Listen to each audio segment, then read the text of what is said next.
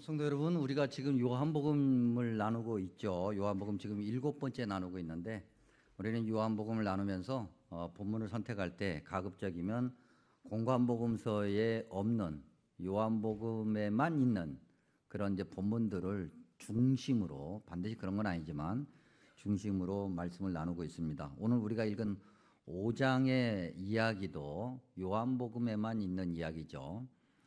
오늘 이 5장에 있는 이야기 그 1절 그 시작 부분에 이런 말씀이 있습니다. 유대인의 명절이 되었다. 유대인의 명절.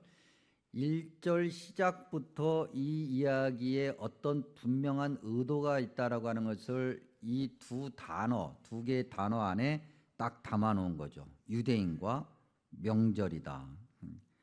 근데 이 두 개의 단어를 이제 시작으로 그 이하에 펼쳐지는 이야기, 내용 안에서 이 내용을 쭉 읽고 묵상하다 보면 우리에게 떠오르는 그런 단어들이 있는데 본문에는 기록되어 있지 않지만 일반적으로 우리가 가지게 되는 단어들, 그 단어들을 중심으로 말씀을 나누고자 합니다. 먼저 첫 번째 본문 이야기를 읽다 보면 떠오르는 단어가 있는데 그건 경쟁이라는 단어예요. 경쟁. 오늘 보니까 예루살렘에 있는 양문, 그러니까 짐승 양을 얘기하는 겁니다. 그 아마도 양이 이렇게 통과하는 문 같은데 그 양문이라고 하는 이름을 가진 그 문 옆에 베데스다라고 하는 연못이 있었다. 베데스다. 우리가 요 경쟁이라는 단어의 소결론을 내릴 때 요 베데스다라는 단어의 뜻을 다시 한번 새길 거니까 잘 기억해 두십시오. 베데스다가 무슨 뜻일까? 보통 성경에서 배 또는 베트 그러면 집을 얘기합니다. 대표적인 것이 베들레헴 할 때 아니면 벳엘 할 때 그건 다 집을 얘기하는 겁니다. 그 다음에 이제 데스다인데 데스다가 뭐냐? 뭐 이렇게 저렇게 여러 가지 이야기를 해볼 수 있지만 본문 내용과 아주 이렇게 잘 어울리는 설명은 이런 것 같습니다. 하나님 은혜 또는 하나님의 은총 자비. 내내 단어만 바꾼 거지 내용은 같은 거죠. 하나님 은혜의 집. 그런 별명을 가진 그런 이름의 뜻을 가진 연못이 있었다. 근데 그 연못이 좀 신기한 연못이에요. 질병으로 고생하는 다양한 사람들이 모여서 3절에 보면 물의 움직임을 기다린다 그랬습니다. 당시 사람들이 생각하기엔 가끔 천사들이 내려와 연못을 움직이게 한다 그랬습니다. 그러면 먼저 들어가는 그 병자는 병에서 낫는다라고 하는 전설이 있었다. 굉장한 고급 유머인데 별로 재미없으세요? 괜히 했다. 아마도 간헐천인 것 같습니다. 간헐천이 뭡니까? 온천인데 더운 물이나 수증기가 또는 그 가스가 주기적으로 이렇게 분출하는 그런 온천. 아주 근데 온천이 수질이 아주 좋고 온천의 그 역할을 제대로 하면 실제로 병이 낫기도 하지요. 한번 말씀드린 적이 있습니다만 여러분들이 저와 저희 집사람 보내주셔서 한번 성지순례 갔다가 이제 요한계시록 초대교회에 그런 흔적이 있는 곳, 오늘 말로 하면은 파무칼레라고 하는 터키 지역에 갔다가 온천에 발을 담근 적이 있습니다. 거기 온천이 아주 유명해요. 그래서 거기에 그냥 발 담그고 이렇게 한 30분 앉아 있었어요. 제가 좀 발바닥에 조금 문제가 있는데 많이 걸으니까 굉장히 많이 힘들고 아파서 꽤 좀 힘들었는데 그냥 거기 온천에 한 30분 정도 발바닥을 담그고 있었는데 신기해요. 괜찮아. 제가 뭘 먹고 뭐 그다음에 뭐 주사 맞고 뭐 해서 이렇게 몸에 반응이 별로 없는 사람이거든요. 제가 굉장히 둔해요. 굉장히 둔하고 뭐 좋은 거 먹었다고 해서 갑자기 힘이 확 나고 그런 게 없는데 거기는 여러분들 힘드시면 거기 터키를 가십시오. 뭐 가는 비용은 내가 못 하겠어. 뭘 어떻게 하는지 못 하겠는데 아무튼 거기 가셔서 거기 발 좀 담그고 뭐 몸을 담그는 사람은 내가 못 본 것 같은데 어쨌든 뭐 발이라도 담그고 가시고 아니면 머리라도 어떻게 좀 감고 오시든지 그런 연못, 그런 온천이지 않을까. 어쨌든 그런 온천에 그런 연못에 오늘 말씀해 보니까 38년 된 오래된 거죠. 오랫동안 아팠던 사람이 누워 있었다 그랬어요. 그리고 예수님이 그를 주목합니다. 그런데 그 사람이 혼자 누워 있어요. 주변에 그 사람을 돕는 사람이 아무도 없다는 거죠. 그건 바꿔 얘기하면 뭡니까? 온천물이 움직일 때, 베데스다 연못이 움직일 때 이 사람이 그 못에 들어갈 수 있다 없다? 없다는 얘기잖아요. 자기 혼자로는 못 들어가는 사람이니까 누군가가 도와줘야 되는데 누군가가 도와줄 만한 사람도 없이 혼자 거기에 누워 있었다. 아마도 38년 된 병자라고 그랬으니까 요한복음에서 강조하고 싶은 것은 38년 동안 아팠는데 그 연못에는 1년 동안 누워 있었는지 2년 동안 누워 있었는지 그걸 얘기하는 것이 아니라 그 긴 세월 동안 희망을 버리지 않고 그 연못에 계속 누워 있었지만 연못이 움직일 때마다 그를 도와줄 사람이 없어서 그는 들어가지 못했고, 그래서 여전히 그는 계속 그 질병 가운데 있었고, 그런 사람. 좀 불쌍해 보이죠. 아무래도 불가능할 것 같아요, 낫기가. 그래서 주님께서 말씀하시죠. 야, 도대체가 너 왜 여기 누워 있고 도대체가 어떻게 된 거야? 너 낫고 싶어? 그랬더니 주님께서 질문하실 때 7절에 이 병자가 뭐라고 얘기합니까? 낫고 싶죠. 근데 물이 움직일 때 나를 못에 넣어줄 사람이 없다. 그리고 거기서 끝난 것이 아니라 그 다음 내가 가는 동안 나를 도와줄 사람이 없어서 내가 기어서라도 아니면 굴러서라도 가려고 하는데 그러는 동안 다른 사람이 먼저 내려간다. 그래서 자기 차례는 끝나버린 거예요. 책 오늘 소개. 2013년도에 출판된 책인데요. 이제 저자들, 우리나라 이제 사회 분석학자들 이런 사람들이 이제 쓴 그런 글을 모아놓은 책입니다. 제목이 우리 시대의 분노예요. 이게 지금부터 12년 전에 출판된 책인데 그때나 지금이나 더했으면 더했지 덜하지 않겠죠. 그런데 이 책 중에 조정환이라는 분이 이 책의 한 글 소제목을 뭐라고 잡았냐면 노동자가 노동자를 착취한다 그랬어요. 그러니까 노동자가 그러니까 같은 형편에 있는 사람들이라는 거죠. 같은 형편에 있는 사람, 뭐 차원이 아주 달라, 뭐 그런 사람들끼리가 아니라 같은 형편에 있는 사람들끼리 착취, 즉 그 안에 어떤 뭐랄까요, 계층이 생긴다는 거거든요. 그런 모습을 이제 이야기하면서 오늘 우리가 살고 있는, 저와 여러분이 살고 있는 시대를 자본주의 시대라고 하니까 뭐라고 얘기하냐면 승리는 오직 타자들에 대한 인간적 배려 능력을 상실하고 그 남에 대한 배려, 이해 이런 것들을 상실하고 그런 것들을 포기할 때 승리가 나한테 주어진다는 거예요. 우리가 살고 있는 시대는 그렇다는 거죠. 오직 자본 축적, 자본 축적이라는 것은 한마디로 내게 이익이 되느냐 그렇지 않느냐, 뭐 그것만으로 삶의 실제적 논리가 가능해지는 거예요.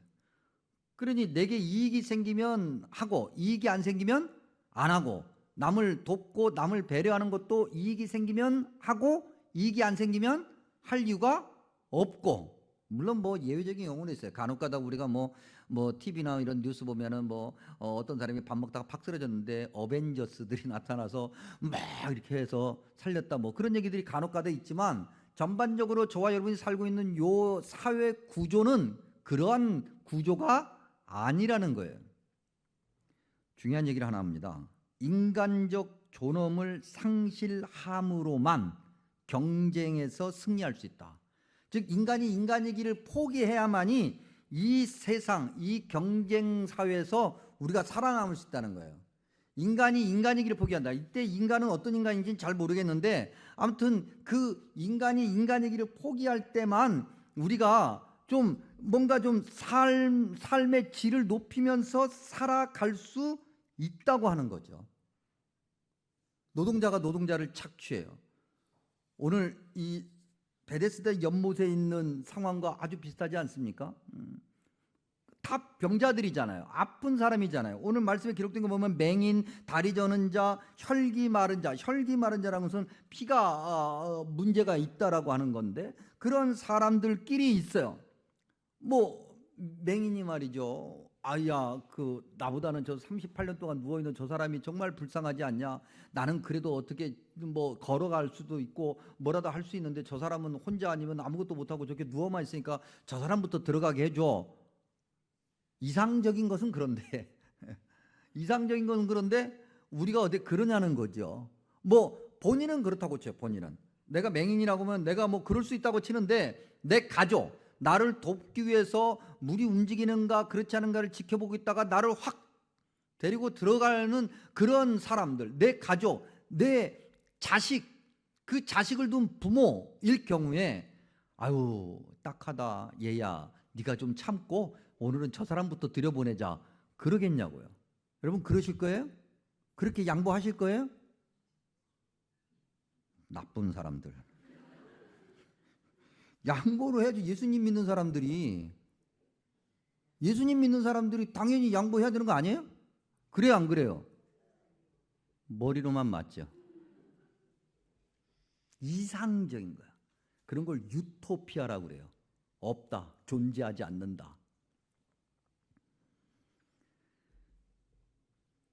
우리가 지금 방금 이 책에서 자본주의 사회, 우리가 살고 있는 자본주의 사회의 그 무한 경쟁에 관해서 얘기했는데 꼭 자본주의만 그런가? 그렇지 않아요. C.S. 루이스라고 하는 사람이 쓴 스크루테이프의 편지에 의하면 그 책 18장에 그런 글귀가 있어요. 존재한다는 것은, 즉 사람이 산다는 것은 곧 경쟁하는 것이다. 그래서 사탄이 그 경쟁을 이용해요. 야, 너 바보같이 너 손해나잖아. 너 왜 이러고 있어? 너 그러다가 너 왜 우리를 부추기는 거예요. 경쟁으로 밀고 들어가게 하는 거죠. 내친 김에 하나 더. 여러분들에게도 한번 소개해드린 적인데 유발 하라리. 이분이 아주 이 작금에 아주 전 세계가 주목하는 그런 학자죠. 우리 사회를 다 분석해서 아주 객관적으로 그렇게 설명하는 그런 학자. 이분이 이 두꺼운 책에 한마디로 얘기하면 이런 얘기 했어요. 이제 우리가 사는 이 시대는 불평등을 업그레이드하는 시대다. 우리도 알게 모르게. 그러면서 그 예를 의학, 의료 시스템으로 들어요. 그래서 이제는 점점 모든 사람이 공평하게 의료 시스템, 의료 혜택을 받는 시대에서 특정한 사람들만을 위한, 그들이 이미 건강한데 그들의 건강을 업그레이드하는 그러한 의료 시스템으로 바뀌어갈 거라는 거예요. 그래서 이제 그야말로 그럴 만한 돈이 있고 그럴 만한 경쟁에서 살아남은 사람은 아주 양질의 의료 혜택을 받으면서 오래오래 아프지 않고 살 것이고, 그렇지 않은 사람은 아주 그보다 상대적으로 그 덜 발달된 의료 그런 시스템 안에서 그렇게 좀 심하게 표현하면 비실비실 오래 살 거라는 거예요. 둘 다 오래 살긴 해. 둘 다 오래 살기는 하는데 한쪽은 아주 양질의 그런 혜택을 받으면서 오래 살고, 또 한쪽은 비실비실한 혜택을 받으면서 비실비실하게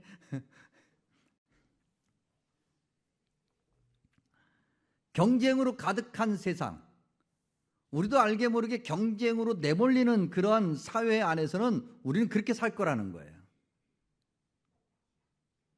여러분 요즘 시대가 그렇지 않나요?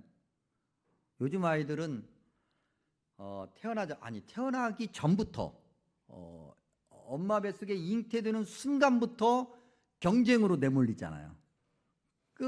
엄마가 아이를 딱 갖는 순간 엄마 아빠가 가서 하나님 말씀으로 잘 키워서 자연에서 뛰어놀면서 남에게 모든 걸 다 양보하고 이런 아이로 그런 엄마 아빠가 있겠죠.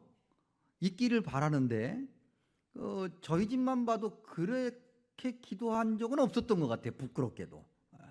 그냥 애들이 뱃속에 있는 순간부터 그 무한 경쟁으로 내몰려서 살아가는 시대. 여러분 베데스다 그랬어요. 베데스다가 무슨 뜻이라고 그랬어요? 한해 은혜입 감사합니다.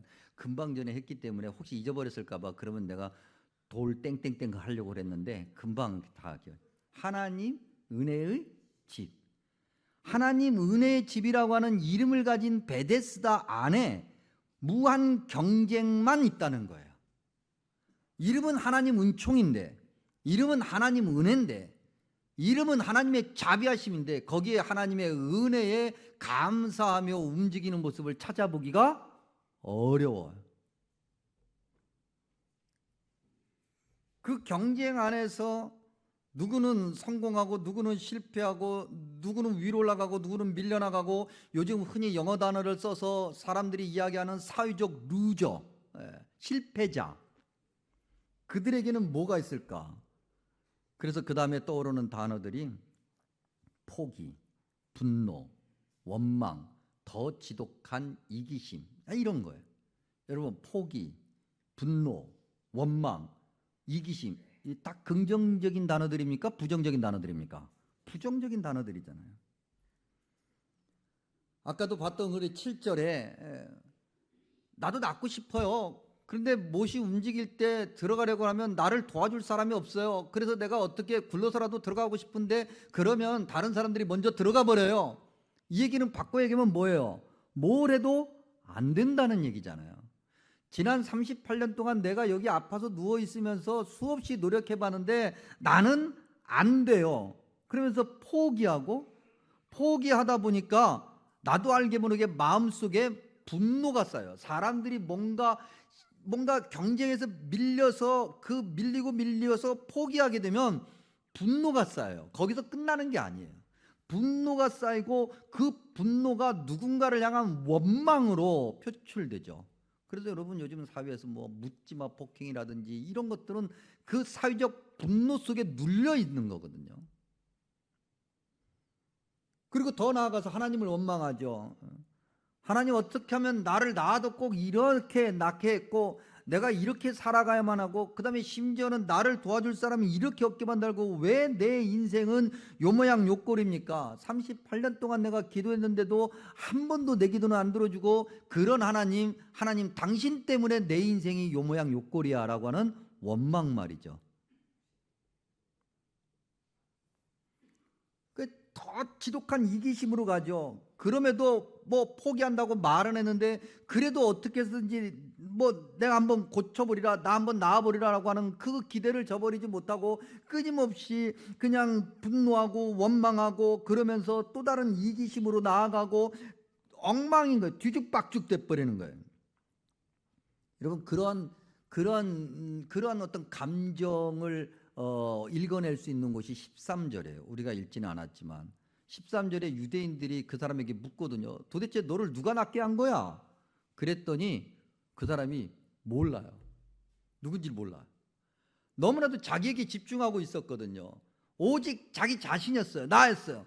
그래서 고침을 받는 순간에 너무 좋은 나머지 자기를 고쳐준 그분이 누군지 몰라. 그분이 누군지를 모르는 거예요.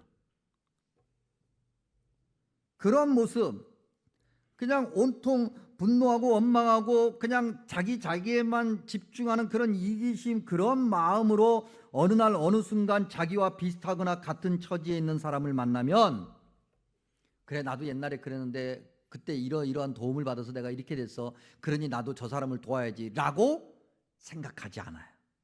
오히려 이렇게 말하죠. 야 나는 이렇게 했는데 왜 너는 그거 못해? 나도 이렇게 했는데 아유 이 바보 멍충이, 계속 그렇게만 얘기하죠. 거기는 긍휼 이런 거 없어요. 뭐 베품 성김 나눔 이런 거 없죠. 그래서 우리가 그 다음에 생각해야 될 단어가 긍휼이에요. 그리고 또 다른 면에서의 권위. 여러분 17절 한번 볼까요? 예수님께서 그들에게, 즉 유대인들에게 이제 사건이 이제 전개되었는데 그 유대인들에게 이르시되 내 아버지께서 이제까지 일하시니 나도 일하신다 그랬어요. 무슨 일? 무슨 일일까? 이게 무슨 일을 얘기하는 걸까? 16절 보면은 안식일에 이러한 일을 행하신다 하여 유대인들이 예수를 박해하였다.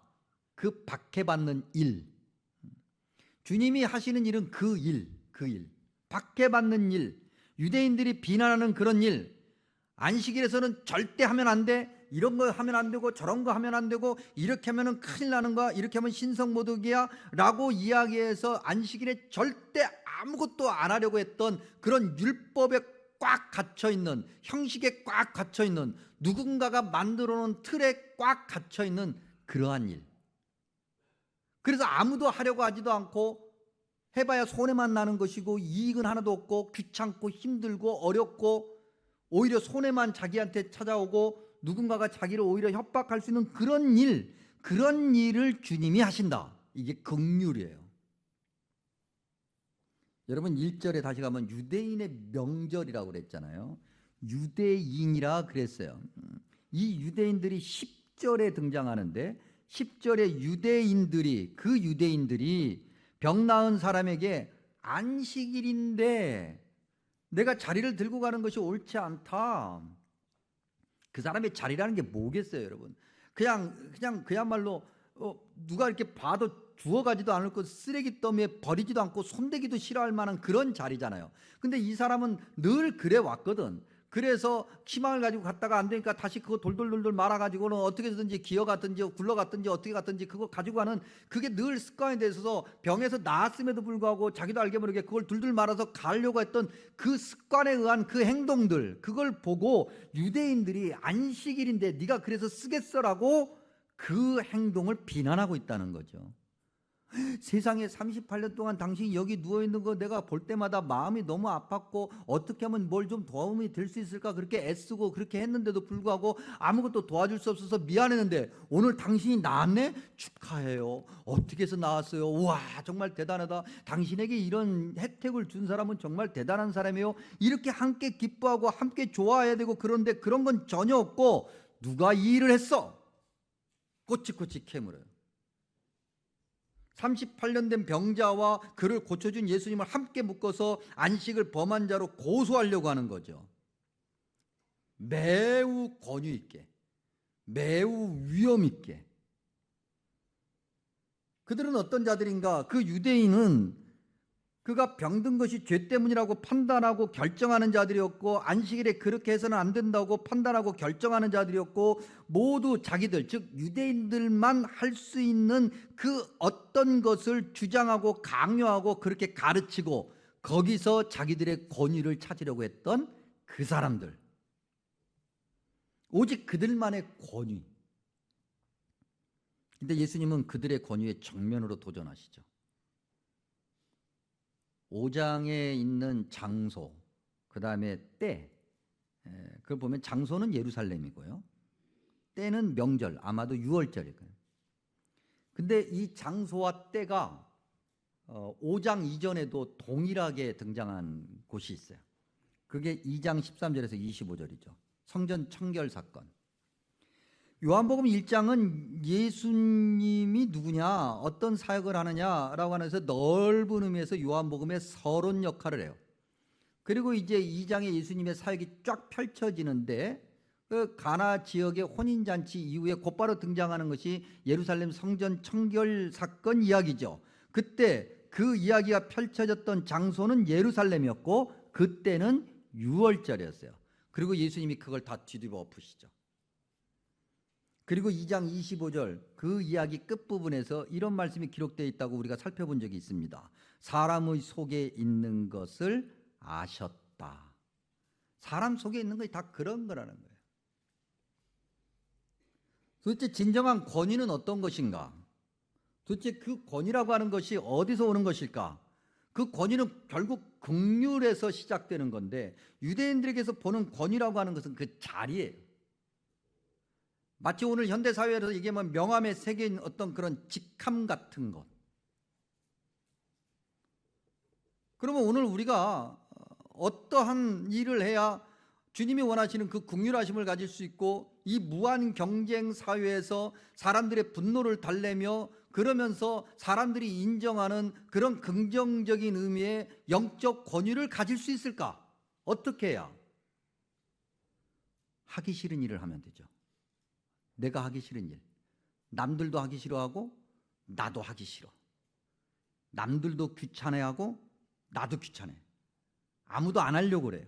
사람들 눈치 보는 것 때문에 뭐 이런저런 나한테 뭐 별로 이득도 생기는 것도 없고, 그래서 이렇게 저렇게 뭔가 좀 나에게 득도 안 되는 그런 일, 누구도 주목하지 않고 누구도 칭찬하지 않는 그런 일, 그런 일을 해야 되는 거예요. 그리스도인들이. 그래서 여러분들 오늘도 교회 안에서 이런 일을 연습하는 거예요. 우리가. 그래서 우리가 교회 다니는 거예요. 이런 일을 연습하는 거죠. 아무도 하려고 하지 않아요. 누구도 하지 않아요. 귀찮아, 힘들어, 짜증나. 내가 생각하는 게 아니야. 내가 생각하는 신앙의 모습이 아니고, 내가 생각하는 교회 생활의 모습이 아니고, 내가 생각하는 그 어떤 게 아니에요. 이렇게 하면은 뭐 권위도 없고 아무것도 없을 것 같아. 그저 허드렛 일, 아무도 주목하지 않는 그런 일을 해야 된다. 요즘 이 시대에 혼란하기 그지없죠. 하나님이 참 힘드실 거다. 감히 하나님 마음을 헤아려 봅니다. 이쪽에서도 하나님께 기도해요. 하나님, 이렇게 기도하면 하나님이 우편. 이쪽에서도 기도해요. 이쪽에도 하나님 믿는 사람이 있고, 이쪽에도 하나님 믿는 사람이 있고, 여기도 교회 다니는 사람이 있고, 여기도 교회 다니는 사람이 있고. 하나님은 누구 기도를 들어줘야 될까요? 예? 다 각자가 얘기해요. 내가 하나님께 기도하는데, 내가 이렇게 기도하는 것이 하나님의 말씀이고, 이것이 정이고 공이고 하나님이 원하시고 하나님께서 반드시 이루어 주실 거라는 거예요.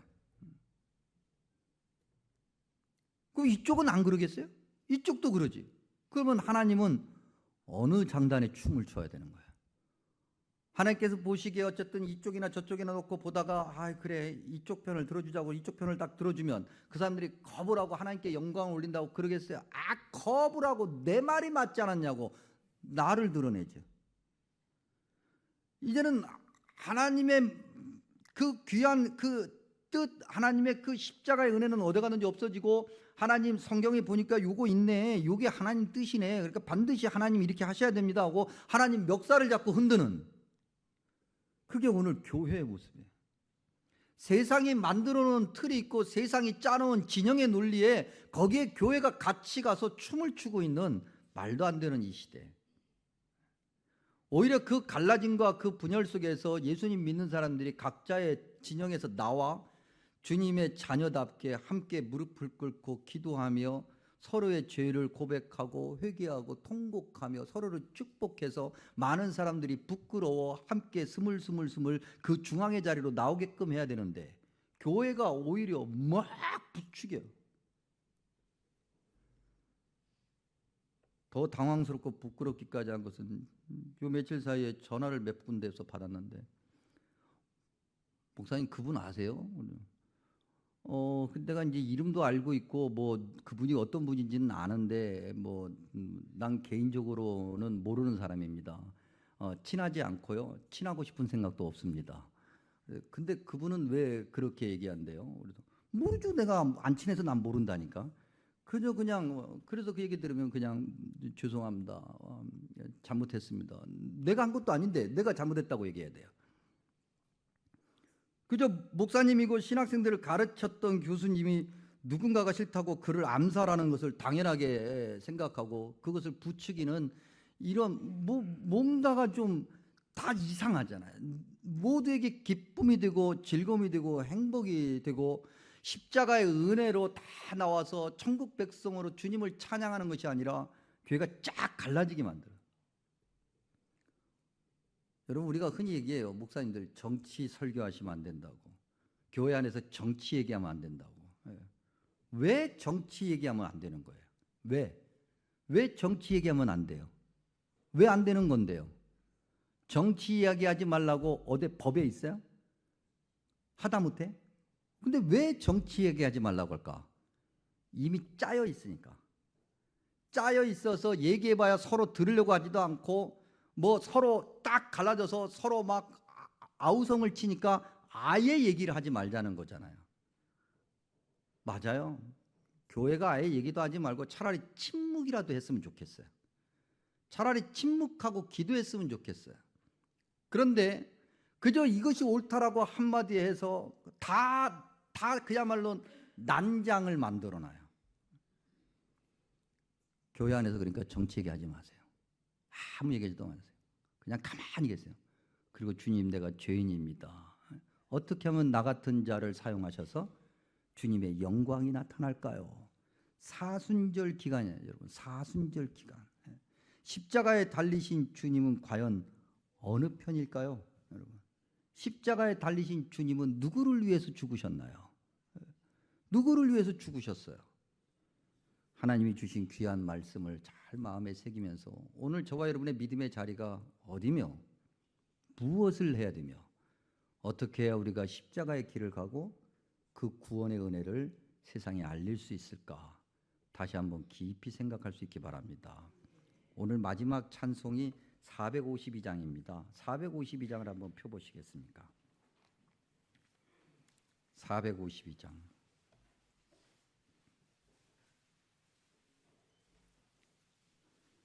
452장 가사가 이렇게 되어 있습니다. 내 모든 소원 기도의 제목, 예수님 닮기 원함이라. 예수님 형상 나 입기 위해 세상에 보아 아끼지 않네. 무한한 사랑 풍성한 긍휼 슬픈 자 위로하시는 주. 길 잃은 죄인 부르는 예수 그 형상 닮게 하옵소서. 겸손한 예수 거룩한 주님 원수의 멸시 참으시사 우리를 위해 고난을 받은 구주를 닮게 하옵소서. 예수님 닮기 내가 원하네.